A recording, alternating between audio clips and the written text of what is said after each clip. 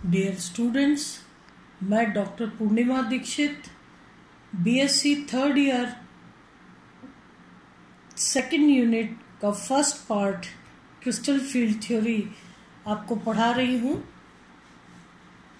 और इसमें crystal field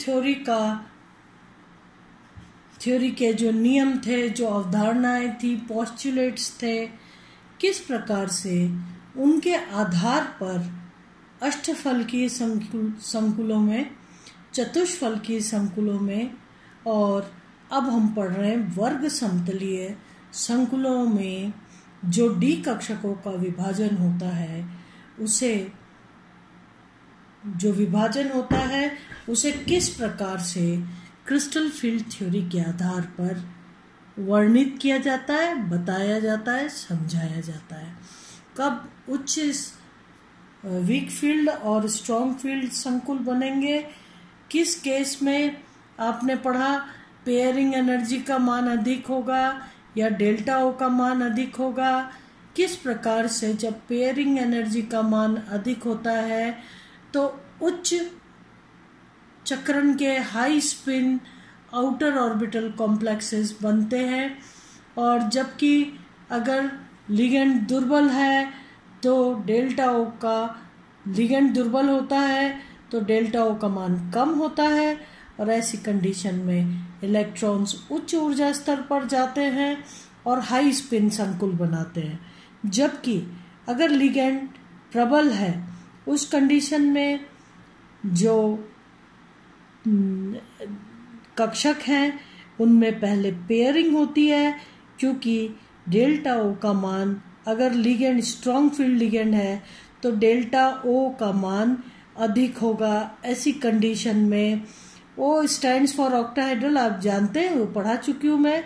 तो डेल्टा ओ का मान अगर स्ट्रॉन्ग फील्ड लिगेंड है, डेल्टा ओ का मान अधिक है, तो सदैव पेयरिंग एनर्जी का मान कम होगा, और पहले इलेक्ट्रॉन्स निम्न ऊर्जा स्तर पर T2G स्तर पर उनकी पेयरिंग होगी और बाद में उच्च ऊर्जा स्तर पर इलेक्ट्रॉन्स जाएंगे। टेट्राहेड्रल कॉम्प्लेक्स में आपने पढ़ा कि सदैव ही लिगेंड जो है सीधे सीधे अक्ष पर से नहीं आते हैं, इसलिए वो डी कक्षक जो अक्षों के मध्य होते हैं वो अधिक प्रतिकर्षण महसूस करते हैं। लेकिन चूंकि ये जो dxy, dyz, dxz की पालियां है, ये ठीक अक्षों के मध्य होती हैं, आने वाला लिगेंड ठीक अक्ष के मध्य से नहीं आता, और इस तरीके से शीर्षस्थ रिपल्शन, प्रतिकर्षण नहीं होता है। और इसलिए हालांकि चतुष्फलकीय संकुलों में जो T2G कक्षक हैं, ये लिगेंड से अधिक प्रतिकर्षण महसूस करके उच्च ऊर्जा स्तर पर चले जाते हैं, जबकि EG कक्षक जो कि अक्ष पर केंद्रित होते हैं, कम प्रतिकर्षण महसूस करके और वो निम्न ऊर्जा स्तर पर आते हैं। चतुष्फलकीय संकुलों के केस में आपने एक खास बात पढ़ी थी कि चूंकि चतुष्फलकीय संकुलों में जो लिगेंड्स आते हैं वो डी कक्षकों की सिमेट्री को डिस्टर्ब कर देते हैं, और इसलिए हम इन्हें EG और T2G कक्षकों में विभाजन जो है उसको सिर्फ T2 और E से रिप्रेजेंट करते हैं, G नहीं लगाते, क्योंकि इन डी कक्षकों की जीरेडनेस या 180 पर घुमाने पर सेम संरचना अब नहीं मिलती, इसलिए जीरेड प्रकृति के नहीं रह जाते हैं और हम इनको सिर्फ T2 और E कक्षकों में विभाजन करते हैं।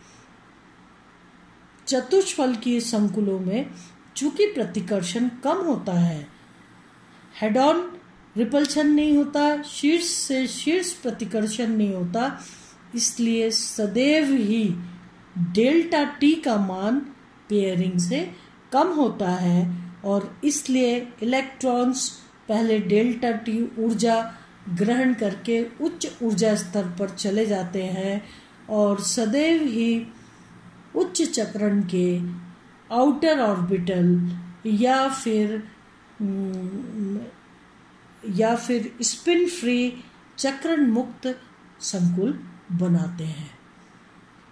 इसके बाद हमने नेक्स्ट पढ़ा था वर्ग समतलीय संकुलों में क्रिस्टल क्षेत्र विभाजन, जिसमें आपने पढ़ा था कि वर्ग समतलीय संकुल की जो कोऑर्डिनेशन नंबर है, समन्वय संख्या, वो होती है 4।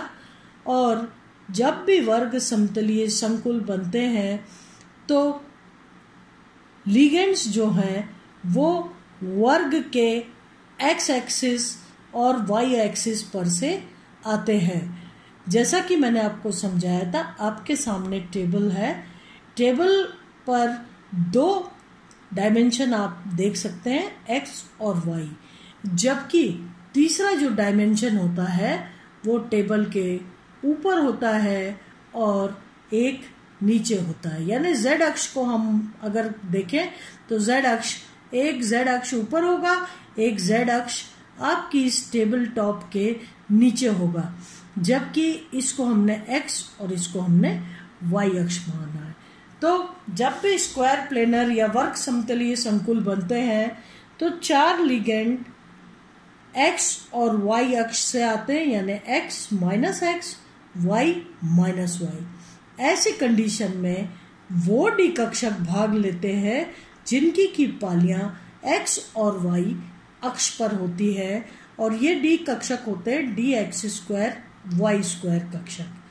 तो वर्ग समतलीय संकुल जब भी बनते हैं तो लिगेंड एक्स और वाई अक्षों पर से आते हैं, इसलिए वो डी कक्षक D x square y square जिनकी की पालियां एक्स और वाई अक्ष पर होती हैं वो सर्वाधिक प्रतिकर्षण महसूस करते हैं और उच्च ऊर्जा स्तर पर चले जाते हैं। सबसे टॉप ऊर्जा स्तर पर D x square y square कक्षक रहते हैं।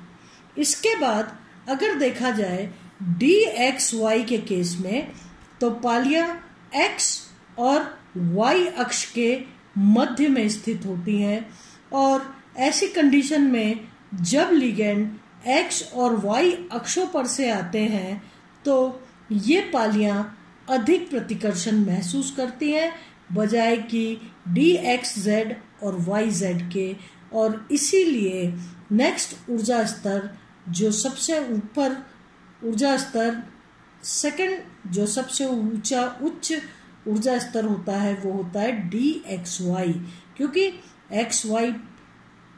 डी एक्स वाई की पालियां एक्स और वाई अक्ष के मध्य होती है। आने वाला लिगेंड एक्स और वाई अक्ष पर से आता है, तो d x square y square की तुलना में तो कम ऊर्जा होती है, कम प्रतिकर्षण महसूस करते हैं, लेकिन बाकी सभी डी कक्षकों की तुलना में ये अधिक प्रतिकर्षण महसूस करते हैं।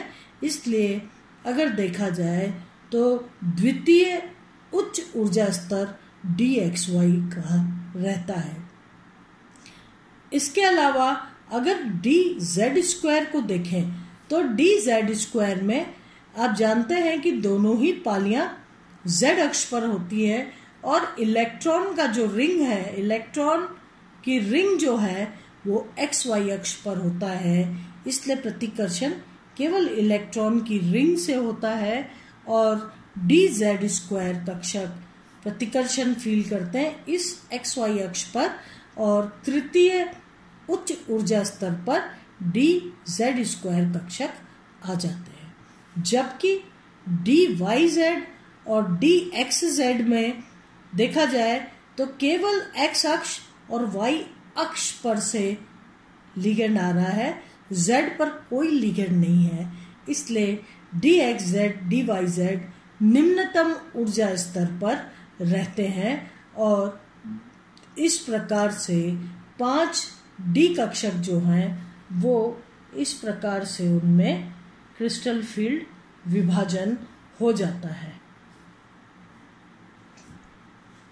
ठीक है, अब इस स्थिति में अगर ये स्थिति जो हमने वर्ग समतली के केस में देखी है, आप इमेजिन करिए अगर अष्टफलकीय संकुल है तो अष्टफलकीय संकुल की रचना हो जाएगी कुछ इस प्रकार से।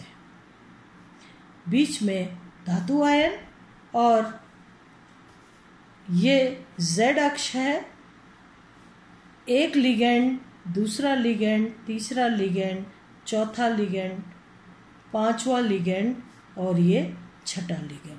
अगर अष्टफलकीय संकुल के केस में देखा जाए तो इस प्रकार की रचना होती है। आपके टेबल पे 4 लिगेंड XY अक्ष पर और 2 लिगेंड Z अक्ष पर होते हैं, यानी टेबल के ऊपर और टेबल के नीचे। अब इस अष्टफलकीय संकुल से 2 हम Z अक्ष के लिगेंड को हटा दें तो क्या बन जाएगा? वर्ग समतली संकुल बन जाएगा। और इसीलिए जैसे ही इस अष्टफलकीय संकुल से हम अगर Z अक्ष के लिगेंड्स को हटाना शुरू करें तो क्या होगा? यहाँ पर जहाँ अष्टफलकीय संकुल में EG कक्षक कौन कौन से, dx² y² and dz², 2 EG कक्षक उच्च ऊर्जा स्तर पर है, जबकि 3 T2G कक्षक निम्न ऊर्जा स्तर पर है। ये विभाजन संभ्रांश D कक्षकों का ऑक्टाहेड्रल के केस में या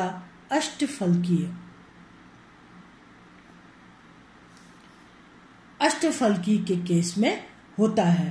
अब यदि अष्टफलकीय संकुल से 2 लिगेंड Z अक्ष के हटा दिए जाएं तो क्या होगा?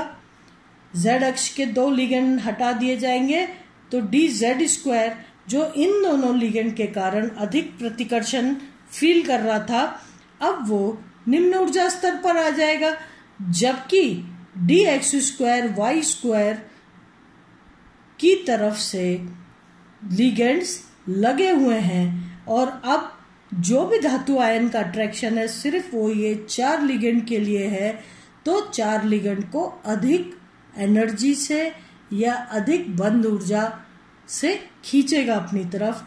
ऐसी कंडीशन में ये 4 लिगेंड और भी धातु आयन के करीब आना चाहेंगे और इसलिए रिपल्शन dx² y² से ज़्यादा होगा। और यही कारण है कि EG कक्षक कौन से dx² y² अधिक प्रतिकर्षण फील करते हुए उच्च ऊर्जा स्तर पर चले जाते हैं, यानी EG ऊर्जा स्तर से भी ऊंचे ऊर्जा स्तर पर चले जाते हैं, क्योंकि अब जो भी कुछ आकर्षण है, धातु आयन का अट्रैक्शन है, वो 4 लिगेंड के लिए है, पहले वो 6 लिगेंड में बटा हुआ था, इसलिए प्रतिकर्षण भी अधिक होगा। और यही कारण है EG कक्षक से dx² y² अधिक ऊर्जा के हो जाते हैं, किसमें? स्क्वायर प्लेनर कॉम्प्लेक्स में। स्क्वायर प्लेनर कॉम्प्लेक्स में dx² y² अष्टफलकीय से अधिक उच्च ऊर्जा के हो जाते हैं, क्योंकि अधिक प्रतिकर्षण फील करते हैं। इनको B1G कक्षक भी कहा जाता है, सिमेट्रिक एलिमेंट्स। अगर देखा जाए तो ये B1G कक्षक कहलाते हैं। इसी प्रकार से dz, चूंकि Z अक्ष से आपने दोनों लिगेंड्स को हटा दिया तो dz² कम प्रतिकर्षण फील करते हैं और ये निम्न ऊर्जा स्तर पर आ जाते हैं, क्योंकि अब Z अक्ष पर कोई लिगेंड रह ही नहीं गए। इन्हें A1G कक्षक कहते हैं।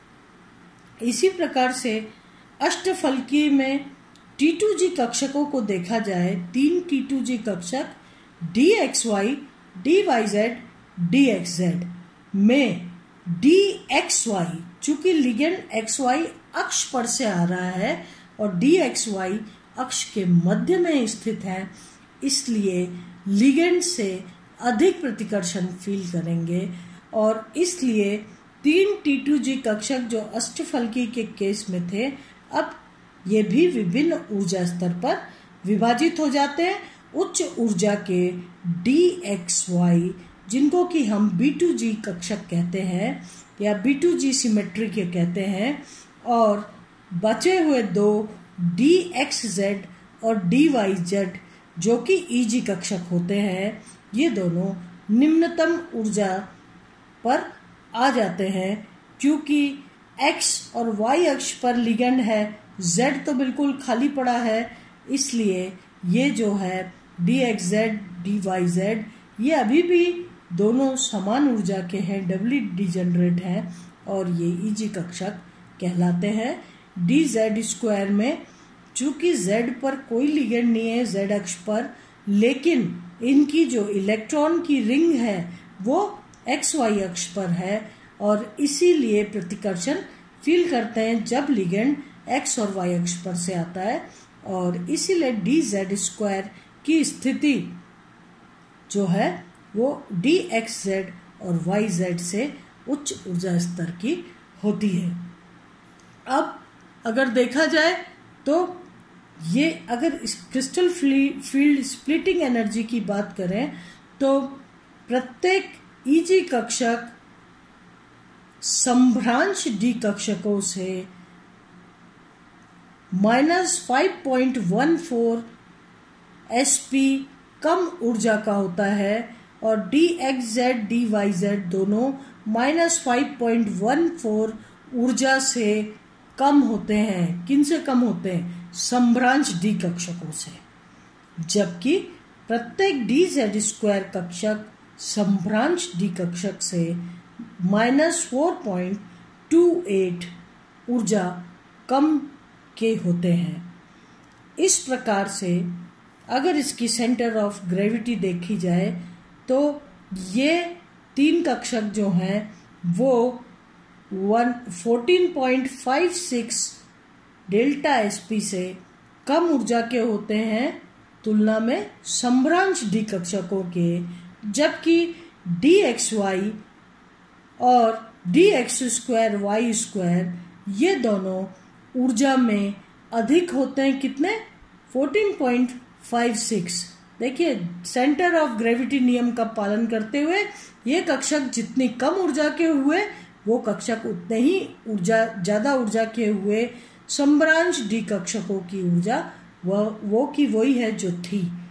ठीक है, तो ये दोनों 14.56 ऊर्जा में अधिक होंगे, जबकि ये तीन 14.56 डेल्टा SP ऊर्जा में कम होंगे, सेंटर ऑफ ग्रेविटी नियम को फॉलो करते हुए। और इस प्रकार से जब भी वर्ग समतलीय संकुल बनते हैं तो संभ्रांश D कक्षकों का विभाजन को हम या तो सीधे इस प्रकार से समझा सकते हैं या फिर अष्टफलकीय संकुल के Z अक्ष पर लगे हुए लिगेंड्स को वहां से हटाकर समझाया जा सकता है।